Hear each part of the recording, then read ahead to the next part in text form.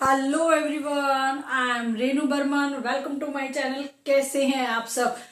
I hope अभी आप लोग सभी यूजीसी नेट जेआरएफ की प्रिपरेशन में बहुत अच्छे से जुड़े हैं एंड जो प्रिपरेशन के लिए अभी आपका टाइम आ गया है कि अभी आपको अपनी प्रिपरेशन को जज करने का टाइम आ गया। मैडम ये कैसे होगा? ये होगा आपके प्रैक्टिस पेपर को सोल्व करने से। जितना आप अपनी हर यूनिट को कवर अप करने के बाद उससे रिलेटेड प्रैक्टिस पेपर को आप कवर अप करेंगे, प्रैक्टिस पेपर को अटेम्प्ट करके देखेंगे, तो आपको अपना पता चल जाएगा कि आपके किस यूनिट की प्रिपरेशन में थोड़ी कमी रह गई है, ताकि आप उसको दोबारा से रिवाइज कर पाए और पेपर के लिए अच्छे से प्रिपरेशन कर पाए। जैसा कि हम यूजीसी नेट जेआरएफ की प्रिपरेशन के लिए जुड़े हुए हैं, तो हम रोज एक नया टॉपिक लेके आते हैं। जो आज हम टॉपिक लेके आए हैं that is income tax unit का हम टॉपिक लेके आए हैं clubbing of income. Madam clubbing of income है क्या? देखो, आपने आम तौर पे किसी पर्सन को अपनी इनकम को या फिर अपनी डीम्ड इनकम को मींस कहीं अदर सोर्स से उसको इनकम रिसीव हो रही है और उसने उस इनकम को अपनी वाइफ के अकाउंट में शो कर दिया है, अकाउंट में जमा करा दिया है, ठीक है। तो वो अपने वाइफ की इनकम दिखा दी है। तो इस इनकम को अब इनकम टैक्स ने क्या किया है उसके रिगार्डिंग भी बात करेंगे, बट मैं पहले आपको बता दूं कि क्लबिंग ऑफ इनकम होता क्या है।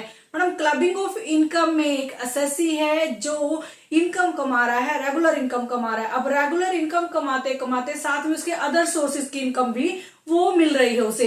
मैडम अदर सोर्सेज की इनकम उसके पास कहां से? मान लीजिए उसका कोई घर है और उसने उस घर को रेंट पे दिया हुआ है और वहां से पर मंथ उसको 20,000 रुपीज रेंट मिल रहा है। अब 20,000 रुपीज पर मंथ रेंट मिल रहा है, उस रेंट को वो अपनी वाइफ के अकाउंट में शो कर देता है। तो अब क्या हुआ कि वो असेसी जो इनकम टोटल कमा रहा है उसके ऊपर तो वो टैक्स दे रहा है, क्योंकि वो तो इनकम टैक्स की नजरों से नहीं बच सकता है, क्योंकि जहां से इनकम अराइज हो रही है या तो वहां पे एडवांस पेमेंट ऑफ टैक्स जा रहा है या फिर वहां पे टीडीएस जा रहा है। जैसी भी वहां पे टोटल टैक्स तो कट ही रहा है, मींस उस पर्सन को वहां पे अपनी इनकम पे टैक्सेबल चार्ज देना ही पड़ेगा, ठीक है। बट ये इनकम अदर सोर्स की इनकम आ गई, ये अदर इनकम में आ जाती है। जो इनकम वो पर्सन यहाँ रेंटेड हाउस से कमा रहा है, रेंटेड हाउस की इनकम को वो अपनी वाइफ के अकाउंट में दिखाता है। बट इनकम टैक्स कहता है कि आपने बहुत ट्रिक लगा ली, कि बहुत सारे आपने यहाँ पे अपने टैक्स को अवॉइड करने के लिए, टैक्स को प्रिवेंट करने के लिए, ताकि टैक्स आप गवर्नमेंट को ना जमा कराएं, बहुत सारी आपने योजनाएं यहाँ पे बना ली, बहुत सारी प्लानिंग कर ली है। अब हम भी आपको एक योजना देते हैं, हम उस योजना का नाम देते हैं क्लबिंग ऑफ इनकम। मैडम क्या है clubbing of income? Clubbing of income हमारा सेक्शन 62, 64 कवर अप होता है। Madam income tax act 1961 section 62, 64 cover up होने वाले हेड को क्लबिंग ऑफ इनकम बोला जाता है। क्लबिंग ऑफ इनकम में क्या होता है कि जो असेसी की डीम्ड इनकम है, मैडम डीम्ड इनकम कौन सी? जो उसको अदर सोर्स से मीन्स अदर साइड से कहीं से उसको इनकम रिसीव हुई और उस इनकम को उसने अपने किसी रिलेटिव के, अपने स्पाउस के, अपने बच्चों के अकाउंट में शो कर दिया है, उस इनकम को भी अब मेन असेसी के जो टैक्स पे करने वाला असेसी है उसकी टोटल इनकम में यहाँ पे हम उसको यहाँ पे क्लब करने वाला है, उसी को ही क्लबिंग ऑफ इनकम बोलते हैं। इनकम टैक्स डिपार्टमेंट कहता है बहुत इनकम कमा ली, अब इस इनकम की डिटेल भी हम आपके असेसी के मींस टैक्सेबल पर्सन के अकाउंट में जमा करेंगे और उसके ऊपर हम टोटल टैक्स यहाँ पे कैलकुलेट करने वाले हैं, इसी को ही आप क्लबिंग ऑफ इनकम बोलते हैं। मैडम क्लबिंग ऑफ इनकम में क्या है? Clubbing of income means including the income of any other person, ठीक है। क्लबिंग ऑफ इनकम में क्या हुआ? इंक्लूड किया है किसी अदर इनकम को जो किसी और पर्सन के खाते में मेन असेसी ने जमा कराई है, उस इनकम को भी असेसी की टोटल इनकम में इंक्लूड किया जाएगा। Clubbing of income means including the income of any other person in the assessee total income. अब असेसी यहाँ पे बच नहीं पाएगा, असेसी जो भी इनकम कमा रहा है उस इनकम को भी हम असेसी की टोटल इनकम में यहाँ पे क्लब करने वाले, एडअप करने वाले, क्योंकि अभी तो इनकम टैक्स डिपार्टमेंट ने उसके ऊपर जकड़ा है पंजा। अब जकड़ा है पंजा, तो अब इनकम टैक्स डिपार्टमेंट क्या करे मैडम? उसकी किसी भी इनकम को नहीं छोड़ेगा, हर इनकम के ऊपर इनकम टैक्स यहाँ पे उससे टैक्स चार्ज करेगा। यस बेटा, इसी को इनकम क्लबिंग ऑफ इनकम बोला गया है। मैडम ठीक है, क्लबिंग ऑफ इनकम इसको बोला गया है। क्लबिंग ऑफ इनकम जो है इनकम टैक्स में सर्टेन केसेस ऐसे होते हैं जो स्टैट्यूटरी रिक्वायर्ड होते हैं। मीन्स अगर पर्सन इनकम कमा रहा है और उस इनकम को वो अकाउंट में नहीं दिखा रहा है टोटल इनकम के, बट उसको दिखाना पड़ेगा क्योंकि ये स्टैट्यूटरी है और ये रूल एंड रेगुलेशंस के रिगार्डिंग है एंड ये प्रोविजन ऑफ इनकम टैक्स के रिगार्डिंग है। अब तो उसे उस अदर इनकम को टोटल इनकम में दिखाना पड़ेगा ही पड़ेगा। बट जो ये कंडीशंस है, ये कंडीशंस वेरी करती हैं, बार बार समय पे चेंज हो जाती हैं कि कौन सी इनकम को क्लबिंग में दिखाया जाएगा एंड कौन सी इनकम को क्लबिंग में नहीं दिखाया जाएगा। वो आज हम पूरा डिटेल में करने वाले हैं। पहले मैं आपको बता दूं क्लबिंग ऑफ इनकम क्या है। मैडम क्लबिंग ऑफ इनकम का आपने मीनिंग समझाया, आपने बताया कि सेक्शन 60 to 64 में कवर अप होता है। बट ये डीम्ड इनकम क्यों लिखा है? डीम्ड इनकम मीन्स एक तो एसएससी की वो इनकम जो 12 महीने कमा रहा है, रेगुलर इनकम जो कमा रहा है उसको हमने एसएससी की टोटल इनकम बोला, और वो इनकम जो एसएससी अदर सोर्सेज से कमा रहा है। रेंट का मैंने अभी आपको एग्जांपल दिया कि रेंट के थ्रू इसके पास इनकम आ रही है। अब रेंट के थ्रू जो इनकम आ रही है वो इनकम डीम्ड इनकम में होगी। मींस डीम्ड इनकम भी टोटल जो एसएससी की टोटल इनकम ही मानी जाएगी, इसलिए इसको डीम्ड इनकम बोला गया है। मानी गई इनकम मींस मानी गई इनकम भी एसएससी की टोटल इनकम ही मानी जाएगी। ओके, ठीक है मैडम, डीम्ड इनकम की भी बात हो गई। अब मैं आपको बता दूं क्लबिंग ऑफ इनकम में कुछ कंडीशंस है जिन कंडीशंस को यहाँ पे फुलफिल करना पड़ता है। अब कोई पर्सन बट चाह रहा है कि मैं अपने टैक्स बर्डन को डाइवर्ट कर दूं, अपने टैक्स बर्डन को रिड्यूस कर दूं नई प्लानिंग नई ट्रिक से। अब ठीक है भाई, तुम कर रहे हो, अच्छी बात है, बट इनकम टैक्स डिपार्टमेंट का यहाँ पे लॉस हो रहा है। इनकम टैक्स डिपार्टमेंट तो किसी को नहीं छोड़ता, उसने भी एक नया रूल निकाला है जिस रूल का नाम हमने यहाँ पे दिया मैडम क्लबिंग ऑफ इनकम। उस रूल के अकॉर्डिंग, उस सेक्शन के अकॉर्डिंग अब पर्सन जो भी इनकम कमा रहा है उस इनकम को भी अपनी टोटल इनकम में शो करेगा, क्योंकि इनकम टैक्स डिपार्टमेंट ने उसके ऊपर जो टैक्स लायबिलिटी चार्ज लगाया है वो उसको देना ही देना होगा। ओके मैडम, ठीक है। बट क्लबिंग ऑफ इनकम में कुछ ऐसे केसेस हैं जहां पे आपको पता चलेगा कि कौन सी इनकम आपको क्लबिंग ऑफ इनकम में इंक्लूड करनी है, बट अगर इससे रिलेटेड कंडीशंस सेटिस्फाइज होती हैं तो। मैडम पहला है क्लबिंग ऑफ इनकम में transfer of income without transfer of asset under section 60। Madam क्या कह रहा है? ये कहता अगर कोई एसएससी अपनी किसी एसेट को, अगर कोई एसएससी अपनी किसी एसेट को अगर कोई एसएससी अपने किसी एसेट को किसी अदर पर्सन मींस कौन पर्सन, उसका रिलेटिव, उसकी स्पाउस, उसकी वाइफ, उसके बच्चे, उनको इनकम ट्रांसफर करता है बट एसेट का ट्रांसफर नहीं करता है तो अंडर सेक्शन 60 में कवर अप होता है। मैडम इसमें क्या होता है, उस पर्सन ने इनकम को ट्रांसफर किया बट एसेट को ट्रांसफर नहीं किया। यस बेटा, ये सेक्शन 60 तब अप्लीकेबल होगा अगर उस पर्सन ने क्या किया मैडम, अगर टैक्स पेयर खुद की एसेट है, अगर जो ये एसेट है, ये जो एसेट है वो टैक्स पेयर की खुद की एसेट है तभी वो अंडर सेक्शन 60 में आएगा। अगर जो ओनरशिप है उसने ट्रांसफर नहीं करी, उन्हें सिर्फ इनकम ट्रांसफर करी है बट उसने एसेट का कोई भी ट्रांसफर नहीं करा है तो भी सेक्शन 60 में कवर अप होता है। बट और साथ में क्या मैडम, अगर उस पर्सन ने ट्रांसफर से रिलेटेड कोई सेटलमेंट या एग्रीमेंट किया है तो भी वो सेक्शन 60 में कवर अप होता है। ठीक है, मान लीजिए कि मैं ये पर्टिकुलर इनकम इस पर्सन को किसी सेटलमेंट या एग्रीमेंट के अंडर ट्रांसफर करता हूं। मान लीजिए कि कोई डाइवोर्स लेडी है और उसके हस्बैंड उसको कोई इनकम प्रोवाइड करा रहे हैं उसके भत्ते के लिए, ठीक है, उसको उसके मंथली चार्जेस के रूप में, मंथली खर्चे के रूप में जो उसको पैसा देते हैं, लेकिन एसेट को ट्रांसफर नहीं किया है बट इनकम का ट्रांसफर हुआ है तो उस इनकम को भी क्लबिंग ऑफ इनकम में यहाँ पे माना जाएगा। ठीक है, ये कंडीशन जो मैंने आपको बताई हैं अगर सेटिस्फाई हैं, इट मीन सेक्शन 60 को कवर अप करता है एंड इसमें ही क्लबिंग ऑफ इनकम यहाँ पे अप्लाई हो जाता है। फिर है clubbing of income revocable transfer of asset. अगर कोई रेवोकेबल ट्रांसफर हुआ है एसेट का, मैडम रेवोकेबल ट्रांसफर के बारे में बता दूं अंडर सेक्शन 61 में कवर अप होता है। Revocable transfer of asset under section 61 में कवर अप होता है। इस सेक्शन में क्या होता है कि मान लीजिए कोई पर्सन है और उसने अपनी कोई एसेट किसी पर्सन को या अपनी वाइफ को या किसी अदर पर्सन को, किसी रिलेटिव को ट्रांसफर कर दी है। मैडम कैसे ट्रांसफर कर दी है? यहाँ पे तो विदाउट ट्रांसफर था, बट यहाँ पे ट्रांसफर कर दिए एसेट, और वो एसेट उसने कुछ टाइम के लिए ट्रांसफर करी है। मान लीजिए 2 साल, 3 साल, 1 साल, कैसे कितने ईयर्स का जो उनका बीच में एग्रीमेंट हुआ है उतने टाइम के लिए उसने यहाँ पे एसेट को ट्रांसफर किया है। बट एसेट को ट्रांसफर करने के लिए जब एसेट को ट्रांसफर किया है, जो एग्रीमेंट उनके बीच में हुआ है, जितने टाइम पीरियड का हुआ है, उस टाइम पीरियड के बाद वो एसेट ऑटोमेटिकली ओनर्स के पास चली जाएगी। मैडम ओनर कौन है? वही पर्सन जिसने ट्रांसफर किया है। मान लीजिए मिस्टर ए ने अपनी एसेट को बी को दिया है फॉर 2 इयर्स। अब आफ्टर 2 इयर्स ये जो बी है, बी ओनर नहीं है मैडम। अब ये जो इनकम को जो कमा रहा है ना, जो इनकम कमा रहा है, वो इनकम टैक्सेबल होगी मिस्टर ए को, क्योंकि ये रेवोकेबल ट्रांसफर ऑफ एसेट है। क्योंकि 2 साल के बाद ये एसेट ऑटोमेटिकली मिस्टर ए को ट्रांसफर हो जाएगी। इसको बोलते हैं clubbing of income, revocable transfer of asset. But इसकी भी कुछ कंडीशंस हैं, अगर वो कंडीशंस फुलफिल है तभी सेक्शन 61 यहाँ पे कवर अप होता है। मैडम कौन कौन सी कंडीशंस है?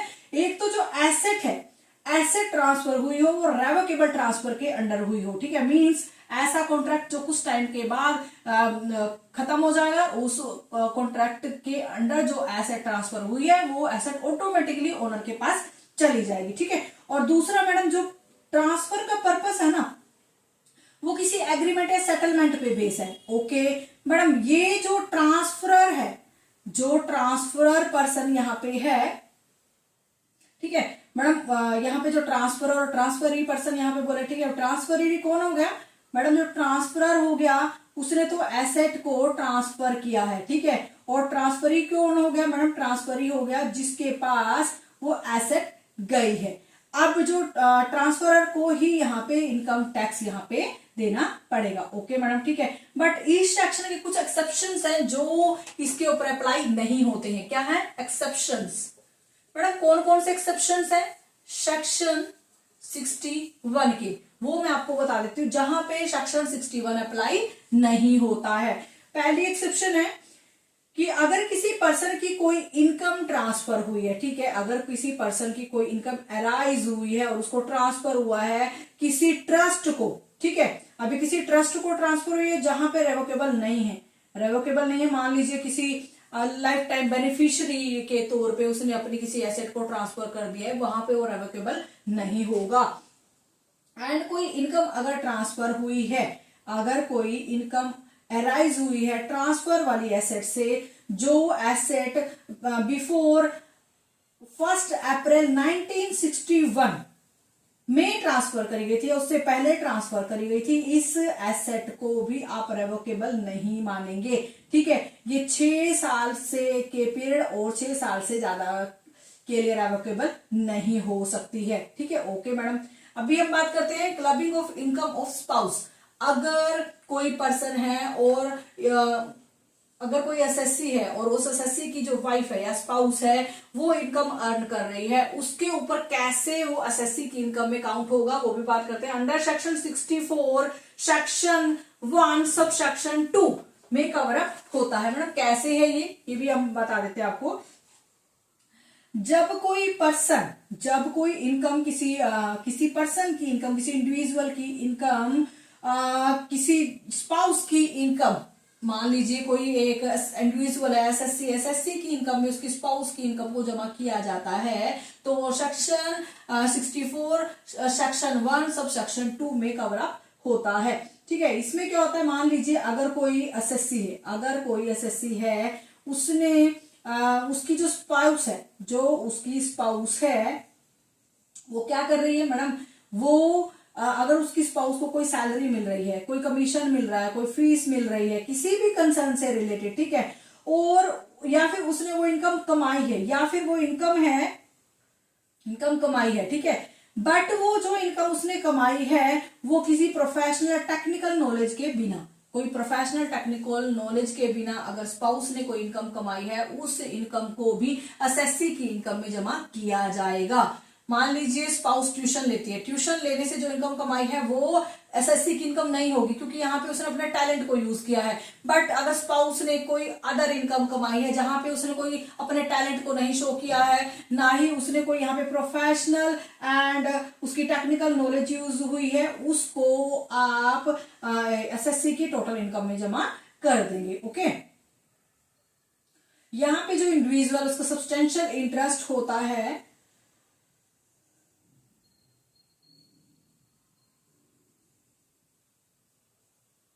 ये मैं इसको क्लियर करने के लिए आपको एग्जांपल देती हूँ। मान लीजिए मिस्टर एक्स जो है, मिस्टर एक्स का सब्सटेंशियल इंटरेस्ट है, ठीक है, मिस्टर एक्स का सब्सटेंशियल इंटरेस्ट है ए लिमिटेड से, मींस ए लिमिटेड कंपनी से किसी ना किसी तरीके से वो जुड़ा हुआ है, और जो उसकी मिसिज है वो भी ए लिमिटेड में कुछ काम करती है, ठीक है, बट उसको कोई भी टेक्निकल या प्रोफेशनल क्वालिफिकेशन नहीं है। इस केस में मिसिज एक्स को जो भी इनकम प्रोवाइड कराई जा रही है वो इनकम एसएससी की टोटल इनकम में टैक्सेबल होगी। मैडम क्यों होगी? क्योंकि जब तक वो अपने टैलेंट पे, अपनी प्रोफेशनल या टेक्निकल नॉलेज से पैसा नहीं कमाएगी, वो इनकम एसएससी को टैक्सेबल होगी। क्यों होगी? इसलिए होगी क्योंकि हो सकता है एसएससी ने उस इनकम को टैक्स से बचाने के लिए अपने स्पाउस को किसी न किसी रूप में ट्रांसफर किया, उसमें उसका सब्सटेंशियल इंटरेस्ट है, मीन्स यहाँ पे भी उसका अपना पर्सनल बेनिफिट है, उस पर्सनल बेनिफिट के हिसाब से उसने अपनी स्पाउस को कोई इनकम यहाँ पे ट्रांसफर करी है। चलिए इसको थोड़ा सा मैं आपको और बता देती हूँ। जो अगर ये सेक्शन कहाँ पे अप्लाई नहीं होता है, देखो ये सेक्शन एप्लीकेबल नहीं होता है, कहाँ पे नहीं होगा मैडम? ठीक है, आपको और बताते हैं।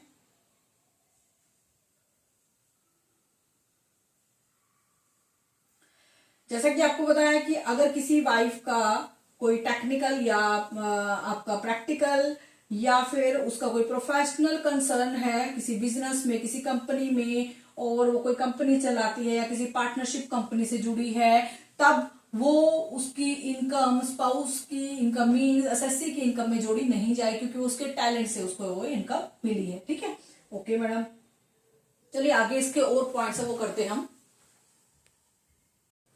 चलिए अब जो क्लबिंग ऑफ इनकम में जो है, क्लबिंग ऑफ इनकम में एक पॉइंट मैं आपको बताना चाह रही हूँ नंबर 3 से रिगार्डिंग। नंबर थ्री में हमने क्या किया मैडम? नंबर 3 में हमने किया clubbing of income of spouse. ठीक है, सेक्शन 64(1)(2) के रिगार्डिंग।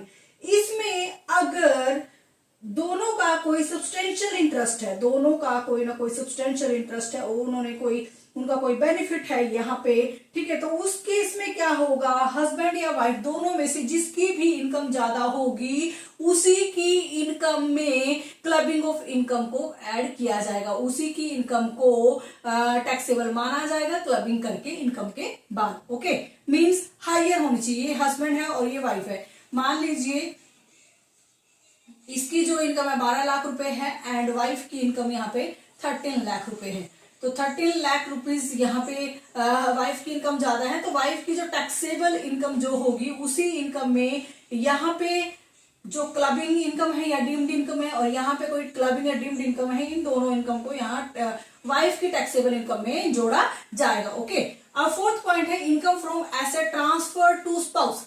अगर कोई पर्सन अपनी स्पाउस को कोई एसेट ट्रांसफर करता है और एसेट से कोई इनकम होती है, सेक्शन 64(1) एंड 4 के रिगार्डिंग, इस केस में क्या होता है? इस केस में उसके ऊपर भी टैक्सेबल प्रोविजंस लगते हैं, बट कंडीशंस क्या है? जो टैक्स पेयर है वो इंडिविजुअल होना चाहिए, एंड जो टैक्स पेयर है वो उसका कोई भी एडिक्वेट कंसिडरेशन नहीं है। ठीक है, उसका कोई भी यहाँ पे विदाउट एडिक्वेट कंसिडरेशन होना चाहिए, मींस उन दोनों में ऐसा कोई भी एग्रीमेंट नहीं हुआ है कि आने वाले टाइम में वो दोनों एक दूसरे से अपार्ट होने वाले हैं। ठीक है, ओके, और दूसरा पॉइंट, ये तीसरा पॉइंट यहाँ पे है कि जो भी कोई एसेट ट्रांसफर हुई है वो अदर देन हाउस प्रॉपर्टी होनी चाहिए, और वो डायरेक्टली इनडायरेक्टली किसी भी वे में हो सकती है। ठीक है, बट सेक्शन 64(1)(4) कहाँ अप्लीकेबल नहीं होता? मतलब कहाँ अप्लीकेबल नहीं होता है? अगर जो एसेट है वो शादी से पहले बिफोर मैरिज ट्रांसफर हुई है, तब ये सेक्शन अप्लीकेबल नहीं होगा। दूसरे में अगर कोई यहाँ पे उनका एडिक्वेट कंसिडरेशन है, तब भी सेक्शन 64(1)(4) अप्लाई नहीं होगा। अगर कोई date of accrual of income है, ठीक है, अगर कोई डेट ऑफ एक्रूवल है और ट्रांसफरी जो है अभी तक ट्रांसफरर का कोई भी स्पाउस नहीं है, उनके कोई शादी भी नहीं हुई है, ठीक है, या फिर उनके कोई अभी कोई इनकम की डेट पे, जिस टाइम पे इनकम का अराइज हुआ है, एक्रूवल हुआ है, उस टाइम पे ट्रांसफरी स्पाउस नहीं है ट्रांसफरर का, उस केस में भी सेक्शन 64(1)(4) अप्लीकेबल नहीं होगा। अगर उन दोनों के बीच में कोई ऐसा कनेक्शन हुआ है, कोई एग्रीमेंट हुआ है कि वो बाद में अलग हो सकते हैं, तब भी सेक्शन 64(1)(4) अप्लाई नहीं होगा। अगर जो प्रॉपर्टी है एक्वायर्ड बाय स्पाउस है, ठीक है, एक्वायर्ड बाय स्पाउस है out of pin money, means उसने अगर कोई अपनी किसी हाउस होल्ड एक्सपेंस से या फिर किसी जो खर्चा उसके हस्बैंड ने उसको उसके पर्सनल यूज के लिए दिया है, उससे उसने कुछ यहाँ पे खरीदा, पिन मनी से कुछ खरीदा है, वो भी यहाँ पे एप्लीकेबल नहीं होगा, ठीक है। फिर है फिफ्थ है clubbing of income from asset transfer to sons wife, ठीक है। अगर एसएससी कोई भी इनकम को, एसेट की कोई भी इनकम को अपने बेटे की वाइफ को ट्रांसफर करता है सेक्शन 1(6) के अंडर, तो यहाँ पे कैसा होता है। देखो, पहली बात तो ये कि अगर जो एसएससी है, यहाँ पे हम बार बार बात कर रहे हैं, जो एसएससी है वो टैक्स पेयर जो है वो इंडिविजुअल होना चाहिए, ठीक है मैडम। और जिसको ट्रांसफर की गई है, जिसको एसेट ट्रांसफर की गई है, वो मई 31, 1973 से के बाद की गई है। अगर कोई एसेट ट्रांसफर की गई है वो मई 31, 1973 के रिगार्डिंग की गई है और एसेट उसकी बेटे की वाइफ को ट्रांसफर करी गई है, तब ये सेक्शन अप्लाई होता है। एंड विदाउट एडिक्वेट कंसिडरेशन से ये एसेट ट्रांसफर करी गई है, ठीक है, उस केस में भी सेक्शन 64(1)(6) अप्लाई होता है, ठीक है। चलिए आगे करते हैं इसको। चलिए, जो अब हमारा 6th पॉइंट है, 6th पॉइंट क्या कहता है मैडम, अगर कोई इनकम ट्रांसफर हुई है, अगर कोई इनकम किसी एसेट के ट्रांसफर से हुई है और किसी पर्सन को, ठीक है, और उसने वो ट्रांसफर करी है किसी पर्सन को अपनी स्पाउस के बेनिफिट के लिए, मींस एसएससी ने अपनी किसी एसेट को ट्रांसफर किया है किसी पर्सन को और उस एसेट से कोई इनकम अर्न हुई है और वो भी बेनिफिट ऑफ स्पाउस के लिए, उसकी पत्नी के लिए, वो सेक्शन 64(1)(7) में आती है, ठीक है। ये इनकम भी उस पर्सन की, एसएससी की टोटल इनकम में क्लबिंग होने वाली है मैडम, ठीक है। ये तो क्लबिंग के बारे में आपने हमें बता दिया कि क्लबिंग होने वाली है। यहाँ पे भी कंडीशन है, अगर कंडीशन पूरी होती है तो टैक्स पेयर है जो इंडिविजुअल होना चाहिए, ठीक है, और जिसको एसेट ट्रांसफर करी गई है वो एक पर्सन या एसोसिएशन ऑफ पर्सन होना चाहिए। एसेट ट्रांसफर करी गई है वो एसेट स्पाउस के बेनिफिट के लिए होनी चाहिए और यहाँ पे भी कोई विदाउट एडिक्वेट कंसीडरेशन होना चाहिए, तभी यहाँ पे सेक्शन 64(1)(7) अप्लाई होगा। फिर है आपका asset transfer to benefit to sons wife, यहाँ पे स्पाउस के लिए और यहाँ पे बेटे की वाइफ के लिए अगर कोई एसेट ट्रांसफर होती है, उससे कोई इनकम होती है सेक्शन 64(1)(8) में, उसमें क्या यहाँ पे ट्रांजेक्शन की जाती है मैडम। यहाँ पे भी कुछ कंडीशंस हैं, अगर वो कंडीशंस फुलफिल होती हैं तभी यहाँ पे क्लबिंग ऑफ इनकम अप्लाई होगा, means section 64(1)(8) clubbing of income में इंक्लूड होगा अगर ये कंडीशंस फुलफिल होती हैं तो। मैडम क्या कंडीशंस है, जो टैक्स पेयर है इंडिविजुअल होना चाहिए, जो एसेट ट्रांसफर हुई है वो मई 31, 1973 के बाद होनी चाहिए, एसेट जो भी ट्रांसफर करी गई है वो किसी पर्सन को या एसोसिएशन ऑफ पर्सन को ट्रांसफर होगी और जो एसेट ट्रांसफर हुई है वो सन की वाइफ के लिए ट्रांसफर हुई है और ये एसेट जो ट्रांसफर हुई है विदाउट एडिक्वेट कंसीडरेशन के लिए हुई है, मीन्स यहाँ पे उसका कोई भी ऐसा कोई कंसीडरेशन नहीं है, विदाउट एडिक्वेट कंसीडरेशन हुई है, ठीक है, प्यार प्रेम से यहाँ पे एसेट को ट्रांसफर किया गया है, ठीक है। फिर बात करते हैं clubbing of income of minor child. इस टॉपिक से रिलेटेड आपको बहुत सारे क्वेश्चंस आपके नेट में देखने को मिल जाते हैं, इस टॉपिक को आप आराम से ध्यान से समझिएगा। Clubbing of income of minor child means minor child के केस में सेक्शन 64(1)(a) क्लबिंग इनकम में कैसे इंक्लूड होता है उसके रिगार्डिंग हम यहाँ पे पढ़ते हैं। यहाँ पे भी क्या कंडीशंस हैं, यहाँ पे भी मैडम कंडीशंस हैं, यहाँ पे कंडीशंस हैं वो एप्लीकेबल होती हैं। बट यहाँ पे अगर जो कोई माइनर चाइल्ड है, माइनर चाइल्ड की इनकम को पेरेंट्स की इनकम में इंक्लूड किया जाता है। अगर कोई इनकम अराइज हुई है माइनर चाइल्ड को और उसकी माइनर चाइल्ड की इनकम को उसके पेरेंट्स की इनकम में जोड़ा जाएगा। ठीक है, कौन से पेरेंट की इनकम मैडम? उस पेरेंट्स की इनकम में जिस पेरेंट की इनकम ग्रेटर है, मीन्स ज्यादा है।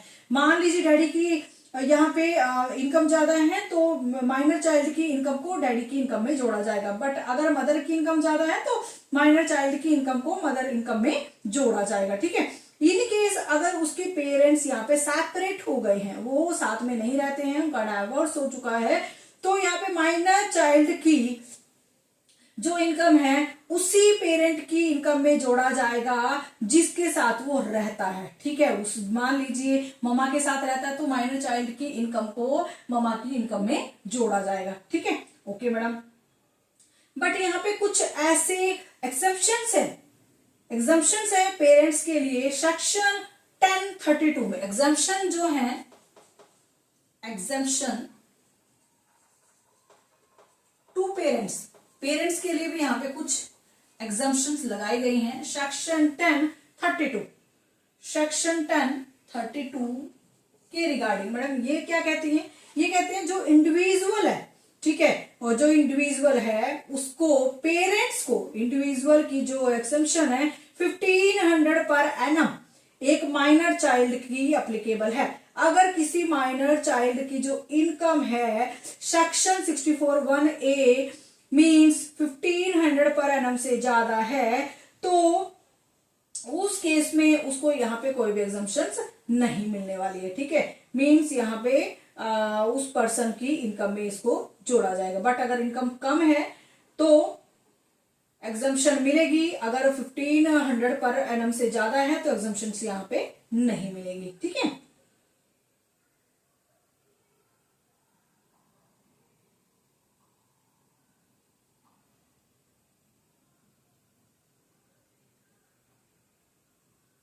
मतलब कैसे एग्जम्पशंस मिलेगी? देखो, अगर कोई माइनर चाइल्ड इनकम अर्न करता है 1500 पर एनम के हिसाब से, 1500 पर एनम के हिसाब से अगर वो कोई इनकम अर्न करता है, अगर या उसकी इनकम 1500 है तो पेरेंट की इनकम में जोड़ी जाएगी। बट अगर वो 1500 से ज्यादा है, वो मान लीजिए 1650 रुपए है, तो उसको ये वाली एग्जम्पशन नहीं मिलेगी। ठीक है, यहाँ पे माइनर चाइल्ड की अलग से इनकम यहाँ पे कैलकुलेट कर दी जाएगी। ठीक है मैडम, बट ये सेक्शन 64(1)(a) एप्लीकेबल कहाँ नहीं होता है?